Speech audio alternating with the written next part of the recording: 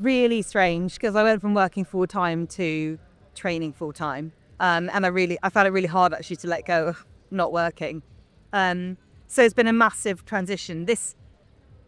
I kind of feel like 2025 now is my first year, because when I started in 2024, I think I finished work in March time. So I hadn't really had a build up over the winter or anything. So this is kind of my first season where I've got a whole year of full-time training under my belt. So no excuses.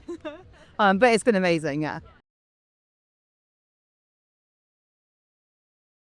I definitely think it's a perspective. Yeah, something I didn't realise was it's actually quite nice to sort of have something outside of triathlon that you can pursue or that you enjoy. But I think the army, I mean, I hate to use the buzzwords, but mental resilience, like we learn it and we practice it so much in the army. And I think when times are tough, it's something that we naturally draw on.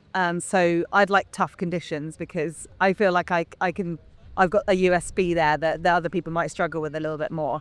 But yeah, I mean, the army has given me so much. I wouldn't take back any of that. And yeah, a lot of my competitors have been doing the sport a lot longer than I have, but there's a bit of robustness that I think I have over them, which yeah, I'm proud of.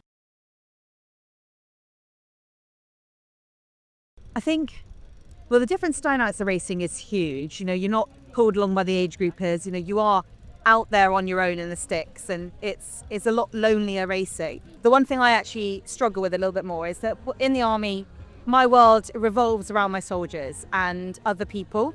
So I get up in the morning and I go to work for other people. Now I'm training full time. I get up in the morning and I go to work for me. And I'm the only person that is affected if I don't do something. And I find that actually quite difficult. It feels really selfish, but it's also quite difficult to manage that because I'm only going to let myself down if I don't do the work. It was, yeah, my first ever. I took up triathlon in Saudi Arabia, and then my first ever triathlon, like proper one, was Challenge Bahrain. So my sister lives out here in Abu Dhabi, so this was a perfect race for me to come and see her.